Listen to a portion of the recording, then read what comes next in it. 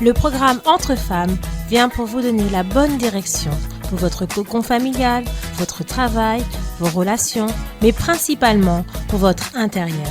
Le but du programme Entre Femmes est de vous donner la réponse à votre affliction en vous donnant la bonne direction pour vous donner la vision qui vient d'en haut.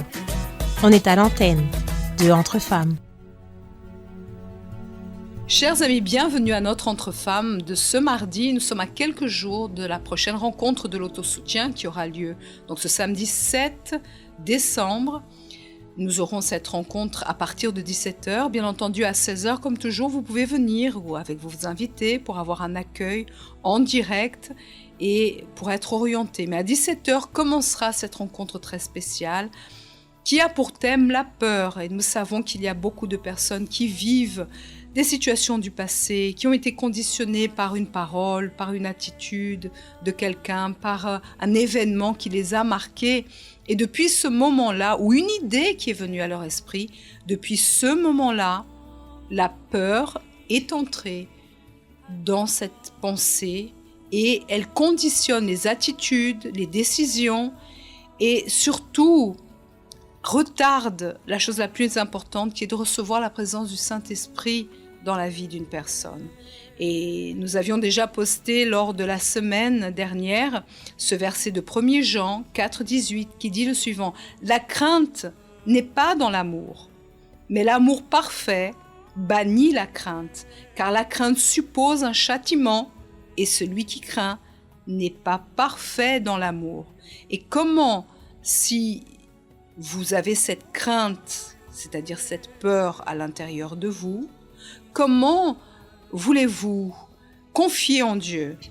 Comment voulez-vous être perfectionné dans l'amour de Dieu s'il n'y a pas cette confiance pleine en lui en raison des situations qui viennent à votre esprit, qui vous dominent, qui vous paralysent et qui vous empêchent d'avancer? Il n'y a pas de confiance. C'est pour cela aujourd'hui nous avons deux invités. Nous avons ici Monique. Bonjour tout le monde, bonjour madame. Tout va bien? Ça va, grâce à Dieu.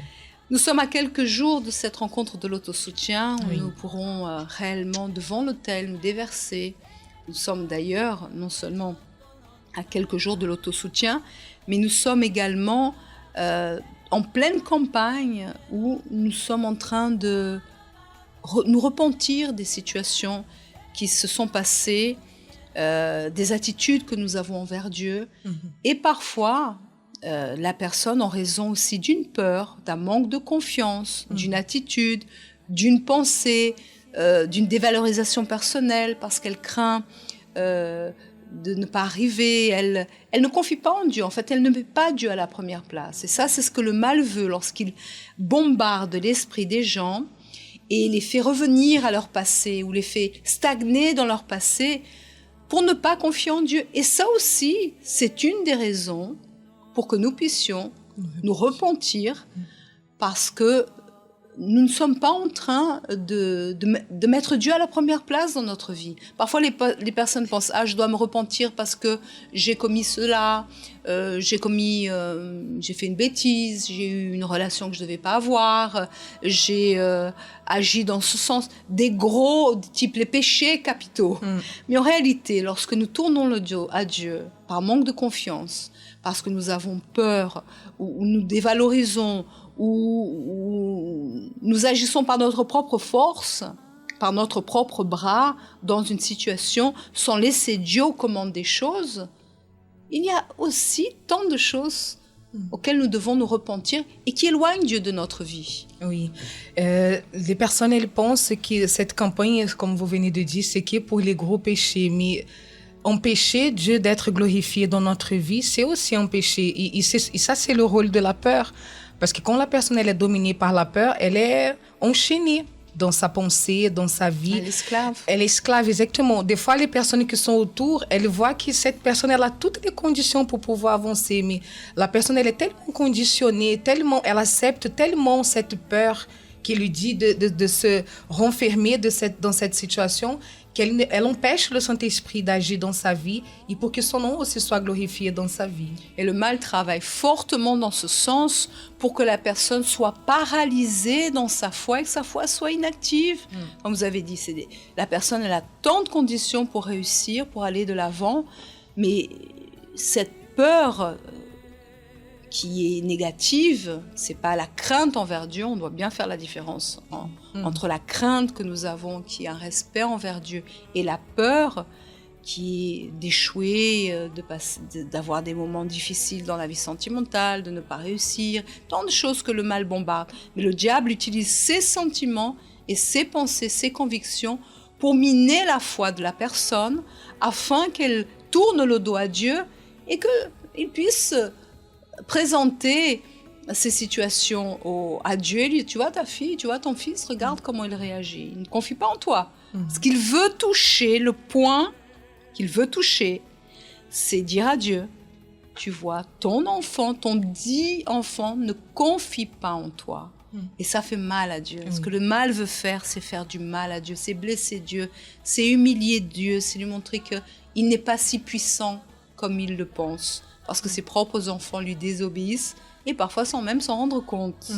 Et c'est pourquoi nous avons ici Chloé tout d'un coup est toute intimidée. Oh, j'ai dit que c'était Chloé. Mais qui suit Instagram voit que c'est Chloé aujourd'hui. Oui, bonjour. Qui va passer. Bonjour Chloé, tout va bien? Oui, ça va, merci. Est-ce que vous êtes reconnue dans certaines phases de votre vie? Et ça, on ne va pas jeter la pierre parce que nous tous, bien entendu, on n'est pas des superwoman. La peur, elle vient pour chacun. Oui. Et ça, exactement, c'est ce qui a été dit là. C'est que ce que le mal veut faire, c'est rendre honteux Dieu. Donc, il va miner l'esprit de la personne, miner l'enfance, miner la vie au quotidien, avoir beaucoup de difficultés, de situations pour que la personne se trouve comme dans un... vous savez, elle est contre le mur, elle est toujours affligée face aux situations, elle est dans le doute, elle craint, elle ne confie pas en elle. Exactement pour qu'ils viennent avec beaucoup de jokers et beaucoup de situations et montre à Dieu, tu vois, regarde comment est ta fille, regarde comment elle agit, pour rendre honteux Dieu, pour faire du mal à Dieu. Et c'est pour ça qu'il a, dès le départ avec Adam et Ève, causé cette situation de désagréable, de désobéissance, en train de leur raconter mille et une choses. Et c'est ce qui arrive quand nous avons peur, c'est que bien des fois, mille et une choses viennent à notre esprit, pour que la personne précipitamment décide une chose ou désire une chose, et après, qu'ils viennent là et qu'ils disent et regarde l'attitude, ils se cachent. Pourquoi ils se cachent? C'est tous les jours, vous étiez ensemble, vous parliez, vous étiez bien, et maintenant, ils ont peur. Pour vraiment rendre honteux Dieu, pour blesser Dieu, pour remettre en question tout. Et lorsque nous avons été créés, nous n'avons pas été créés dans ce sens, mais nous devrions l'être avec une révérence, un amour, une considération, parce que nous sommes enfants de Dieu. Mais les choses de la vie, les situations de la vie, et le diable mine beaucoup dès le départ à travers la famille, pour que la personne grandisse et soit remplie de manque d'assurance. Et ça touche plusieurs domaines.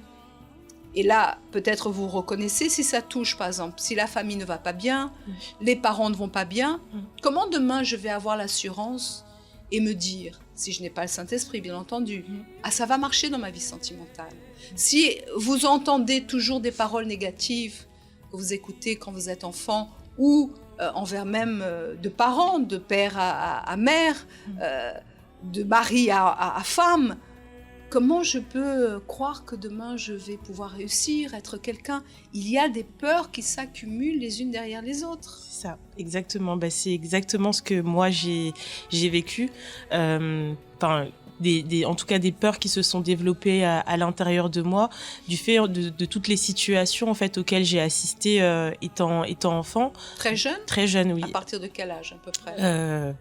Ça a commencé très tôt. Je pense que j'avais déjà entre 6, même avant, mais avant mes 6 ans, 6 dans la période en tout cas, où en tout cas j'ai des souvenirs, c'est 6-10 ans dans ces alentours-là. Même ainsi, Chloé et Monique, excusez-moi de vous couper un instant, parce que ça c'est important ce que vous dites, c'est que parfois, même l'enfant, dans le bébé, dans le ventre de la mère, s'il y a des violences, si la maman, elle boit, elle fume, elle fait millions de choses pour oublier des choses, ou même s'il y a toujours un stress dû à une maltraitance verbale, à des situations, l'enfant est une éponge. Parfois on pense, Chloé, ah mais ils sont petits, ou on va laver notre linge sale, et parfois c'est là, mais l'enfant a une perception, même s'il est petit, que cela arrive. Donc parfois, très jeune, là vous parlez de 6 ans, mais parfois même très jeune, l'enfant est déjà angoissé, n'arrive pas à dormir,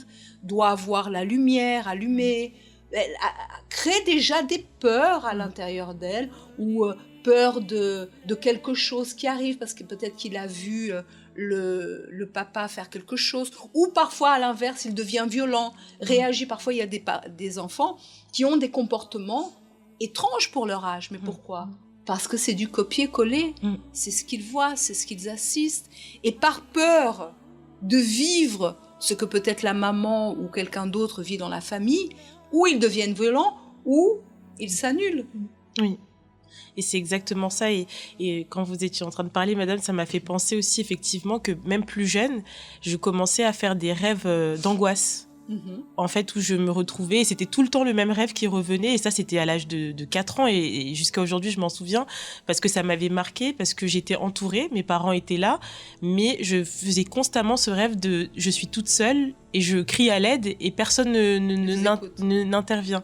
Et ce rêve-là venait vraiment à chaque fois, et c'est vrai que toutes les situations qui se passaient dans ma maison m'ont vraiment conditionnée dans la peur, et dans le sens de me voir vraiment comme incapable, même par rapport aux autres enfants ou aux autres personnes de mon âge, je me diminuais toujours. Dans quel sens ? Donner des exemples plus pratiques. Oui, dans le sens où, par exemple, même quand j'étais à l'école, j'allais jamais me considérer comme capable de réussir ou d'avancer, etc. Et donc, ça a généré même en moi de me sentir même inférieure vis-à-vis de mes sœurs, par exemple. Mes sœurs, je les regardais toujours en me disant, elles sont plus belles, elles sont plus capables, mes sœurs, elles sont plus intelligentes que moi, mais moi, j'allais toujours m'annuler, parce que en toutes les situations qui se sont passées, moi, je les ai pas extériorisées à proprement parler, mais j'intériorisais tout à l'intérieur de moi-même au niveau de la peur. Ma famille ne voyait pas forcément en moi au départ une enfant qui manquait de confiance, qui craignait. Au contraire, c'était toujours Chloé qui allait être joviale, qui allait rigoler, etc. Mais parce qu'en fait, tout ce qui se passait, j'intériorisais tout à l'intérieur de moi par peur aussi de rajouter encore plus de souffrance à celle qui existait déjà au sein de ma famille. Et en voyant toutes les situations aussi, ça m'a accompagnée en fait, même dans ma carrière aussi professionnelle, etc. Ça m'a vraiment accompagnée en fait. Il y a eu des peurs qui vous ont paralysé, vous ont retardé. Quelles sont les peurs qui vous ont suivi ? Est-ce que vous aviez une peur de ne pas plaire aux autres ? Et oui. Peut-être que vous avez investi avec votre force sur quelque chose pour étouffer cette peur. C'est ça, en fait, en grandissant, je me suis rendu compte que comme j'avais cette peur-là, enfin, tout ce que j'avais vécu, ça avait suscité en moi la peur aussi de ne pas être acceptée, le fait d'être rejetée. Et donc, en fait, j'étais constamment à la recherche d'être acceptée, en fait, par les personnes. Et c'est pour ça même que dans mon parcours, dans ma jeunesse, je vois vraiment qu'à plusieurs moments, j'ai eu des phases complètement différentes. À un moment, j'allais rester avec un tel groupe de personnes, à un autre moment, tel autre groupe de personnes, et toujours j'allais chercher à appliquer en fait l'identité que ces personnes avaient. J'allais changer mes goûts, j'allais changer même mon apparence. J'ai eu plusieurs phases, on va dire, dans mon physique pour justement réussir à être acceptée et pas ressentir en fait ce rejet. Au fond, à force d'être caméléon, à un moment donné, on se fatigue. Et puis, vouloir même plaire aux autres, Monique, on ne va jamais pouvoir plaire aux autres. Et à un moment, la personne se sent peut-être usée et épuisée. Oui. Et on ne va jamais plaire à tout le monde. Il y aura un moment donné que la personne, elle va se fatiguer et elle va se rendre compte que ce n'est pas ça. Bon, on espère qu'elle se rende compte que ce n'est pas ça le chemin. Et la peur aussi, c'est quelque chose qui neutralise complètement la vie de la personne. On voit dans ses actions, on voit dans ses réactions. Si la personne, elle reste dans ça, bah, sa vie va tourner en rond, elle ne va jamais pouvoir avancer. Et c'est ce qui s'est passé à un moment donné? C'est ça, exactement. Et même en arrivant à l'église, bah, même si quand je suis arrivée, je savais que c'était là où Dieu, enfin, que c'était la réponse de Dieu pour ma vie, mais j'ai eu un long moment, en fait, où même en écoutant la parole de Dieu, je suis arrivée à un moment où j'arrivais pas, en fait, à aller au-delà de la peur et de croire en moi. En fait, j'entendais ce que Dieu me disait. J'avais déjà vu j'avais déjà eu une expérience avec Dieu, notamment au niveau de la délivrance, parce que je dormais pas la nuit, etc. Et j'avais confronté, en fait, cette peur-là, on va dire, de dormir dans le noir, etc. Mais au moment où Dieu m'a montré qu'au-delà de ça, il pouvait me donner une nouvelle vie, là, c'est là où a été vraiment la plus grande peur, en fait. C'était de me lancer et de croire que si Dieu me le dit, c'est que je suis capable de le faire. Et ce laps de temps-là était vraiment difficile.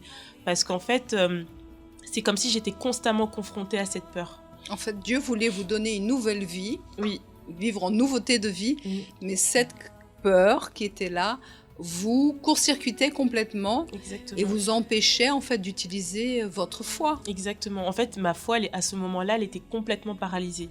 Et même, c'était frustrant parce que je ne comprenais pas pourquoi, quand je suis arrivée à l'église, bah, ma phase de délivrance, elle a été aussi, entre guillemets, rapide. Mais pourquoi arriver au moment où, on va dire, la cerise sur le gâteau, on va dire ça comme ça, pourquoi est-ce que j'arrivais pas? Et c'est vraiment parce que j'avais peur de croire. J'avais vraiment peur de me lancer, de dire je crois. Parce que je me disais, mais je crois et après? Et si je sens pas, et si ceci, et si cela. Et en fait, ça me paralysait complètement. Et je me souviens que des fois, je venais dans des réunions, je me sentais bien, mais j'avais tellement peur de l'après que, en fait, j'arrivais même pas à garder ce que j'avais reçu. Je sais qu'une fois, j'avais même fait une réunion où pourtant j'avais mené mon propos avec Dieu, etc. J'avais fait des moments vraiment spécifiques avec Dieu pour que la réunion soit différente. Mais quelques minutes avant la réunion, j'avais une boule, une angoisse. Mais vraiment, j'étais angoissée à l'idée simplement de chercher Dieu. Parce qu'en fait, j'avais tellement peur d'être déçue que du coup cette peur elle me paralysait et en fait elle empêchait ma foi de pouvoir être mise en application.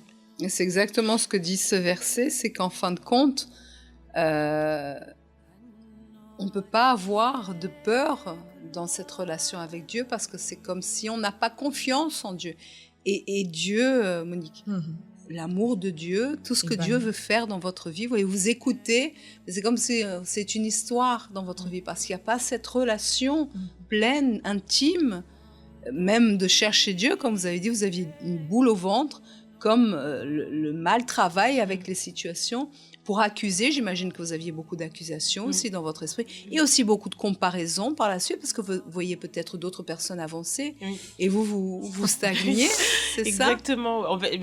C'est vraiment, en fait, quand on est dominé par cette peur, le diable, il nous met même vraiment les yeux sur des choses même qui n'existent pas.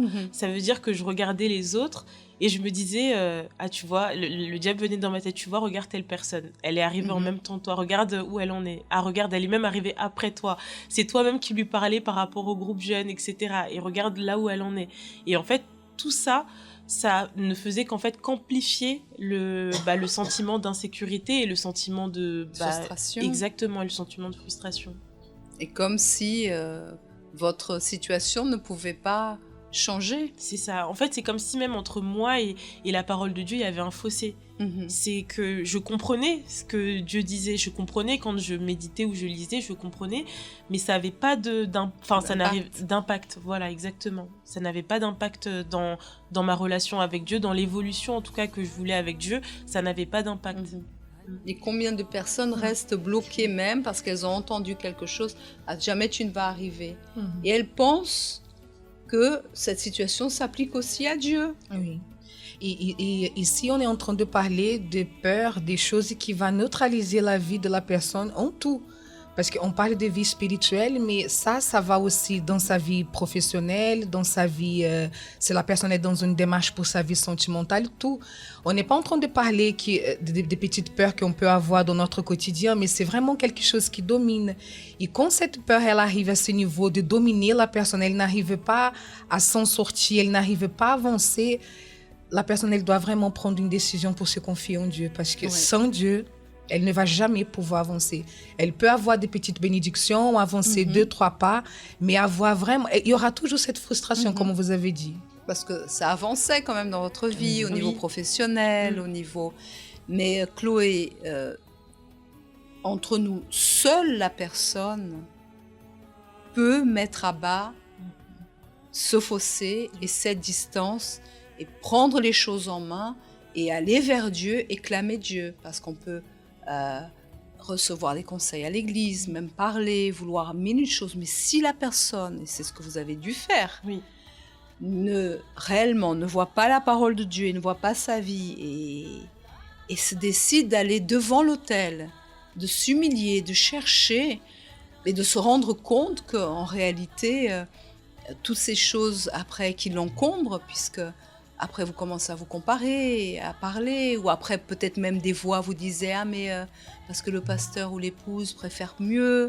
Donc il y a mille choses que le diable enveloppe parce qu'il commence avec une idée, une peur, et après tout d'un coup vous vous retrouvez avec d'innombrables bagages. Et c'est difficile de s'en sortir si la personne, elle ne tombe pas en elle-même, elle ne reconnaisse pas qu'il y a un problème et qu'elle doit le connaître, et elle doit le confronter, sinon les bagages vont se multiplier. Et après va venir la jalousie, une rancœur, des comparaisons, parce que là, dès enfant, vous voyez, dès votre petite enfance, vous étiez déjà en train de comparer à vos sœurs. Et vos parents, j'imagine qu'ils ne faisaient pas spécifiquement de comparaison. C'est vous-même qui étiez en train d'avoir mille et un films. Et plus le diable commence à observer comment elle va réagir. Comment elle va réagir face à cette peur? Ah là, je vais encore plus développer ça. Ça, je peux encore travailler un petit peu plus sur ça, pour que la personne, elle finisse à se sentir désespérée. Et même au sein de l'Église, quitte à même penser, mais Dieu ne m'aime pas, ça ne sert à rien d'être ici. Est-ce qu'il y a eu des situations qui sont arrivées dans ce sens? Et comment vous êtes réussi? J'imagine que seul avec Dieu, et seul un cri de l'âme a pu réussir à faire ça pour mettre à bas, pour bannir, comme le dit la parole de Dieu ici, cette paix, parce qu'il faut vraiment la chasser, la bannir. C'est pas la supporter, c'est pas la tolérer. Mais il y a des gens qui la tolèrent pendant longtemps. Et peut-être vous avez été l'une d'elles. Oui. Mais c'est arrivé à un point où, comme vous disiez, c'est que j'étais à l'église. Mais à un moment donné, en fait, quand on a l'impression que cette peur, elle met un fossé entre nous et Dieu. Même si on sait que Dieu, il est là, mais c'est comme si, en fait, on est à l'église, on sait que Dieu est là, mais on n'arrive pas à le percevoir dans notre vie. Et je me souviens qu'il y a des fois où j'étais arrivée à un point où même dans la rue, je me disais dans ma tête, mais mon Dieu, en fait, pourquoi j'existe ? Et pourtant, j'étais déjà à l'église, donc cette pensée, on va dire, elle devrait même pas traverser mon esprit, mais j'ai eu un moment donné où je me suis dit, mon Dieu, pourquoi j'existe ? Parce qu'en fait, j'étais tellement en train d'agoniser que je me suis dit, trop c'est trop, en fait, il faut que je puisse m'en sortir. Et c'est vraiment au moment où j'ai dit, mon Dieu, en fait, c'était dans une réunion de l'autosoutien d'ailleurs, où j'avais déjà compris que le problème était à l'intérieur de moi, parce qu'aussi, quand on est dans cette phase, on essaye de chercher des problèmes à gauche, à droite, on essaye de toute situation, et la bonne excuse pour dire que, en fait, c'est ça qui m'empêche d'arriver jusqu'à Dieu, c'est ça qui m'empêche de confier, c'est ça, mais la réalité, non, c'était juste que j'avais peur de croire. Et quand j'ai compris ça, en fait, c'était dans une réunion justement de l'autosoutien, et en fait, c'est comme si Dieu a refait tout le trajet de ma vie. Et je me suis rendu compte qu'en fait, mais mon Dieu, dès le bas âge, tu as toujours été là avec moi, tu m'as toujours gardée, tu m'as toujours protégée. Donc stop, je décide de croire. Je décide de croire que tu es avec moi et qu'aujourd'hui, tu veux prendre soin de ma vie, alors je te la donne et je te fais confiance. Et toute situation qui est venue par la suite, j'ai vraiment pris la décision de vraiment confier en Dieu et de pas laisser cette peur-là m'empêcher de saisir en fait les opportunités que Dieu me donnait. Parce que ça doit être terrible de vivre la boule au ventre à chaque fois, ou de se comparer, ou de vivre complètement dans ce manque d'assurance. Et comme on a dit tout à l'heure, ça se développait parce que là, j'imagine, vous êtes issu de cette famille que le mal a voulu détruire et qu'aujourd'hui Dieu est en train de reconstruire.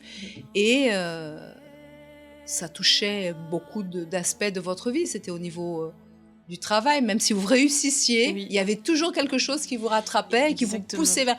peut-être que tu as réussi à avoir ce travail, mais est-ce que tu vas réussir à faire cette mission? Est-ce que il y avait toujours quelque chose qui essayait de vous tirer, même si Dieu vous donnait des indices et vous bénissait, qu'il était là avec vous, mais même ainsi, qu'est-ce qui était toujours là en train de vous rattraper, et de vous tirer en arrière? Parce que vous avez vécu comme ça combien de temps, même en étant à l'église? Ça a duré longtemps, je pense plus de 5 ans, 5-6 ans, en tout cas une bonne partie je pense que au total, je pense que ça doit faire 5-6 ans comme ça dans l'église. Donc il y a des rêves qui se forment, et vous avez commencé à travailler, vous avez eu vos diplômes, mais même ainsi, au travail, des situations, à un moment donné, on est là, on aide à la force jeune, on fait mille et une choses. À un moment donné vient aussi le désir aussi de faire plus pour Dieu et de le servir. Et j'imagine que vous voyez d'autres qui avançaient et vous non. Peut-être aussi de vous marier. En fait, tous les projets, en fait, ce qui se passait, c'est que je pouvais avoir une bénédiction. Par exemple, je pouvais arriver au travail.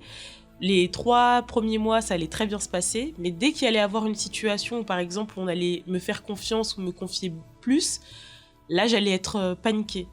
J'allais vraiment être paniquée et le moindre échec, ça allait être pour moi... la fin du monde. Exactement. Le moindre échec, ça allait être pour moi la fin du monde.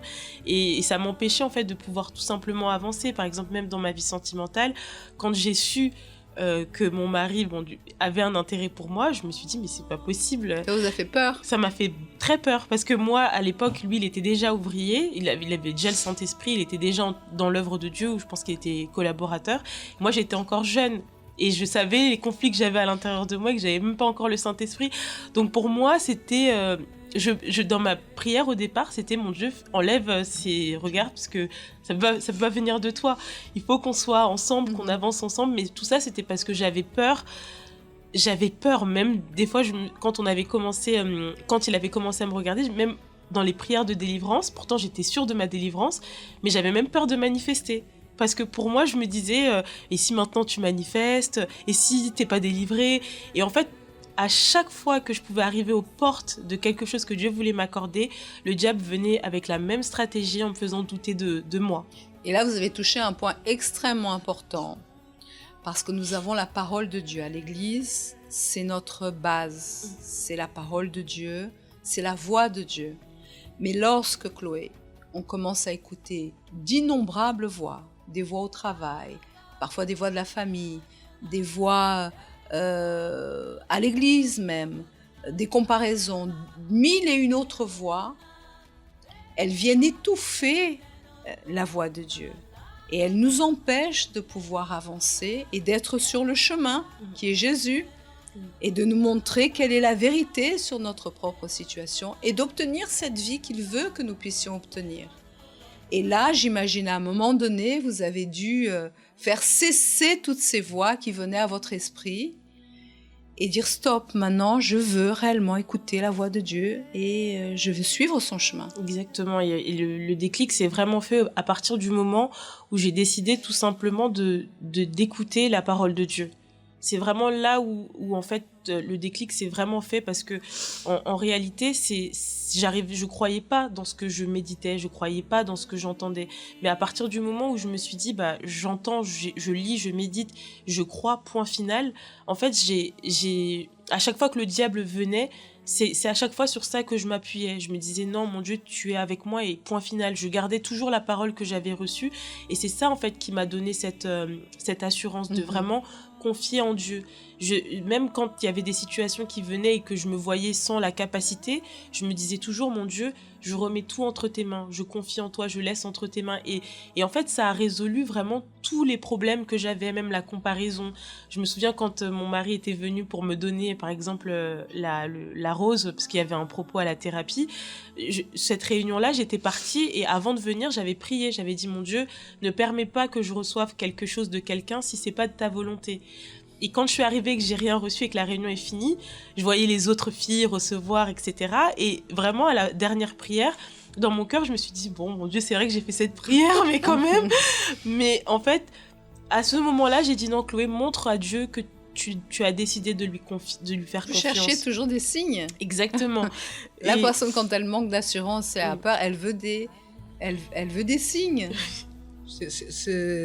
Comment on va dire quelque ça? chose de palpable, voilà, qui est visible, qu'elle peut toucher.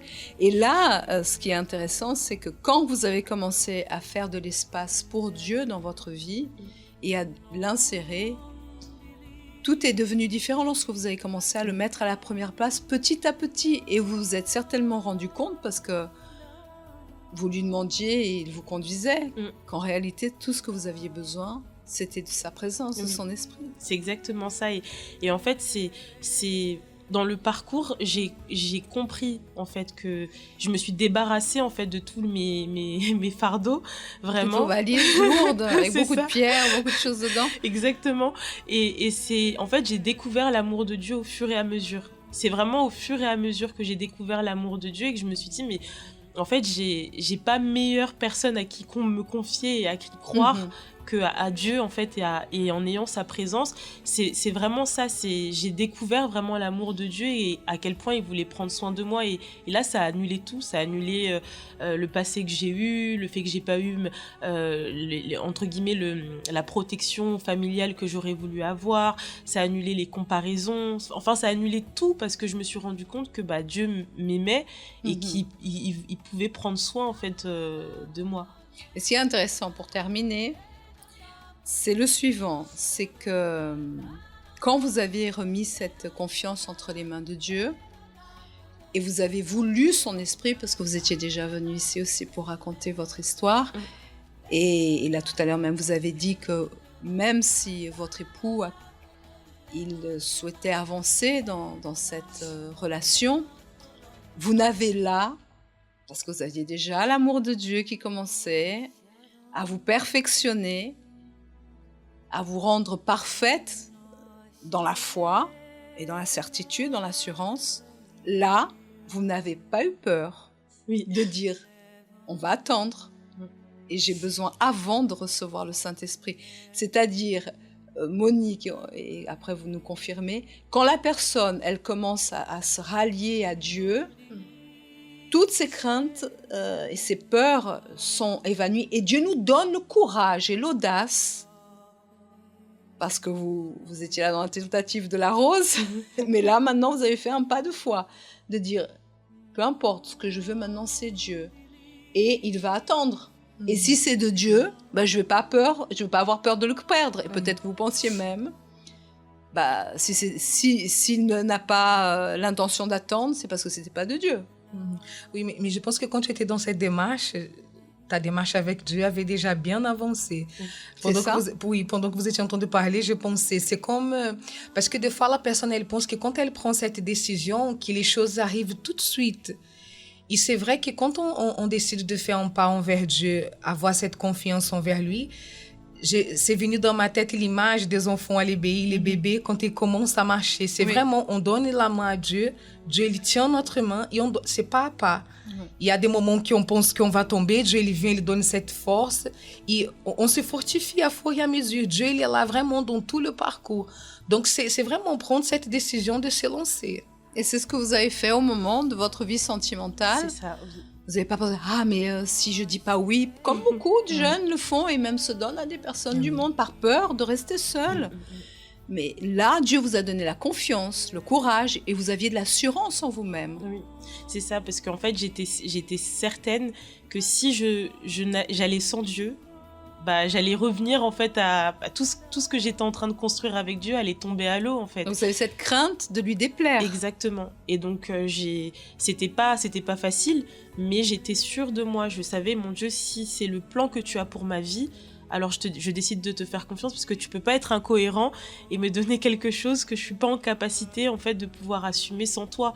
Donc et non, j'ai vraiment assumé et je me souviens parce que je voulais même pas être approximative dans ce que j'avais dit. Quand j'ai dit non en détaillant en fait le pourquoi je disais non. Je dis non parce que aujourd'hui là actuellement, j'ai pas encore le Saint-Esprit, l'assurance du Saint-Esprit. Je veux d'abord avoir l'assurance du Saint-Esprit parce que c'était aussi une manière de montrer à Dieu si vraiment c'est de toi, alors la personne elle va pas prendre peur de lire ce message. Et là j'imagine qu'à ce moment-là vous avez agi comme ça, là vous avez mis KO le diable parce que c'est tout ce qu'il voulait. Vous avez vraiment mis KO le diable et là le Saint-Esprit, c'est tout ce que j'attendais pour lui donner mon esprit parce que j'imagine quand vous avez eu ce pas, ça a été assez rapide de recevoir le Saint-Esprit. Oui, en fait, tout s'est enchaîné. Vraiment, tout s'est enchaîné parce que c'était ma manière de montrer à Dieu et au Saint-Esprit que c'est toi que je veux, c'est toi ma priorité et tu peux me donner tout ce que tu veux, mais si tu n'es pas à l'intérieur de moi, alors tout ça sera non en fait. Et ça s'est vraiment enchaîné dans les semaines qui se sont passées.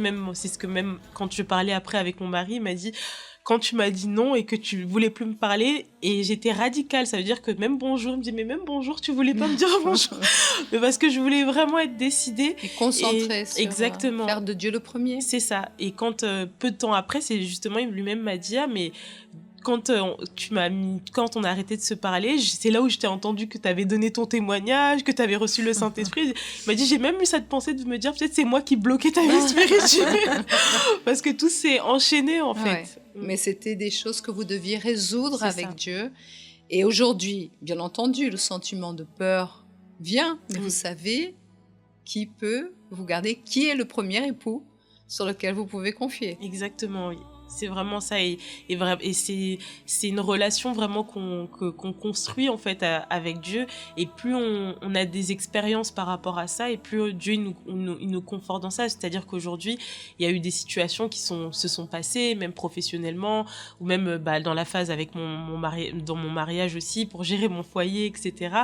En fait je vois vraiment Dieu me rassurer à chaque étape vraiment de confier en lui, même s'il y a des moments où les préoccupations elles veulent arriver, mais il y a toujours ce moment de dire mon Dieu je te fais confiance en fait, et il y a cette paix qui vient et qui donne cette assurance en fait, peu importe les situations. Donc la solution à toute chose, c'est de mettre Dieu à la première place. C'est pourquoi nous aurons cette rencontre de l'autosoutien qui se fera donc ce samedi le 7 à 17h. À partir de 16h, nous aurons déjà des accueils. Vous serez là, Chloé? Oui. Toujours fidèle à l'autosoutien. Oui. C'est un moment où, surtout pour les femmes, elles craignent tellement de choses. Elles ont cette peur, mais qui est négative, qui l'amène vers le bas, comme vous avez vécu, Chloé, durant pas mal de temps. Et aujourd'hui, elles ont cette opportunité, au cours de cette campagne, de vouloir se déverser devant l'autel et de chercher réellement à se concerter avec Dieu, parce que Dieu n'attend que cela. Oui, c'est un moment extraordinaire pour pouvoir bien se préparer pour cette campagne aussi et de rendre à Dieu ce qu'il doit, que c'est la confiance, de vraiment remettre Dieu en premier dans sa vie. Et vous vous préparez pour cette rencontre? Oui. J'attends avec impatience, même quand j'avais vu le thème. Ouais. Ça m'a beaucoup parlé aussi parce que je me suis dit, c'est parfait, ça accompagne tout ce qu'on est en train de vivre, c'est l'opportunité de donner à Dieu encore plus. Et ça, c'est important, Chloé, parce qu'on a reçu aussi Madame Gladys la semaine dernière. Et elle disait aussi, comme vous, qu'elle se préparait pour écouter la voix de Dieu. Et surtout pour contrefaire toutes ces voix qui vont lui dire « Ne viens pas, regarde ce qui se passe à la maison, l'enfant est malade, tu es fatigué, il faut écouter la voix de Dieu. » Oui. Et vous serez à quelle adresse? Parce qu'on n'a pas dit l'adresse de Paris. Oui, je serai au 254 rue du Faubourg Saint-Martin à Paris 10e. Les stations Stalingrad, le métro 257 et la 7 bis, l'arrêt Louis Blanc. Très bien. On peut aussi arriver par Jaurès, la ligne 2. Exactement. N'ayez pas peur de vous tromper, Chloé. C'est toujours des petits doutes, mais tout de suite, il faut être en alerte. Oui. Et zoom, toujours demander à Dieu, Seigneur, viens m'aider. Et ça, c'est quelque chose qu'on aura toute notre vie. C'est pourquoi, Monique, on a besoin de Dieu toute notre vie, tous les jours. Et c'est pourquoi on a besoin de venir ce jour-là, chercher en lui cette force, cette direction. Et certainement, il y a beaucoup de femmes qui sont stagnées, des jeunes qui sont stagnés, parce qu'elles ne priorisent pas encore. Oui, c'est pourquoi aussi on sera là pour cette bénédiction, mais pas toute seule non plus. Donc l'opportunité est là pour les jeunes qui nous écoutent. On a les feuillets à l'église aussi, on va pouvoir inviter les femmes aussi dehors, les jeunes filles et les dames aussi, qui veulent aussi prendre les feuillets pour pouvoir évangéliser, parce que c'est la dernière rencontre de l'année. Oui, tout à fait. C'est vraiment une préparation, parce que c'est comme l'évêque il dit souvent, on ne sait pas qu'est-ce qui nous attend l'année prochaine. Tout à fait. Donc c'est vraiment, on a à notre disposition toutes les armes pour vraiment nous fortifier spirituellement pour cette nouvelle année. C'est une opportunité en or de gagner une autre femme pour le Seigneur Jésus lors de cette rencontre, et de lui donner l'opportunité aussi, de le réjouir et donner l'opportunité à d'autres femmes de connaître, parce que la peur, elle est là. Ce qu'on écoute dans les actualités, dans les situations qu'on a vécues, même là, vous parliez de la dernière opportunité. Quand on a eu en 2020 la veillée de prière qui va se faire là le 31, durant toutes ces années, on n'avait plus l'opportunité, avec le Covid, avec tant de situations, même les salles qui se fermaient, les difficultés. Aujourd'hui, on en a une en 2025. Mais quand on était dans cette période-là de Covid, on pensait qu'on n'allait jamais voir la figure des gens, les enfants grandir, les enfants nous obéir. C'était un climat de peur. Tout est pour un climat de peur. Mais grâce à Dieu, par la foi, la persévérance, on est là. Oui. Et c'est Dieu qui nous a soutenus. Pourquoi ? Parce qu'on l'a mis à la première place. Et même les difficultés, les peurs qui pouvaient venir se sont évanouies face à la parole et à l'intimité que nous avons envers Dieu. Donc c'est ce que nous souhaitons pour toutes celles qui nous écoutent, qui vont inviter d'autres femmes. Et donc nous serons là ce samedi. Ça a été encore un plaisir d'être ici avec vous. Mais n'oubliez pas, vous m'avez dit, moi je suis jeune encore. Oui. Mon mari, il était collaborateur, moi j'étais jeune. Alors qu'est-ce que fait un jeune au centre d'accueil universel les mardis ? Il se connecte à la connexion fun. À quelle heure ? À partir de 19h50 sur Facebook ou YouTube. Et ce mardi, le thème, ça sera le mariage, sur le thème du mariage. Femmes, soyez soumises. Mari, aimez vos femmes. Est-ce que c'est un concept compliqué ou accepté ? Et il ne faut pas avoir peur de ce genre de conseils. Parce que moi, me soumettre, qu'est-ce que va devenir ma vie ? Donc, branchons-nous ce mardi, c'est ça. Sur tous les réseaux, oui, sur tous les réseaux de la FGU. Très bien. Ça a été un plaisir d'être ici avec vous. On voulait prendre encore plus de temps, mais je crois que l'essentiel a été dit. Votre témoignage a été très important. Et nous nous retrouvons donc samedi prochain, ici en direct de Paris, et retransmission, Monique. Dans tous les centres d'accueil. Exactement. Partout, toute femme, n'importe quel âge, n'importe quelle condition, religion, peut venir. On va avoir cette opportunité. Que Dieu vous bénisse et à très bientôt. Merci. Au revoir. Au revoir.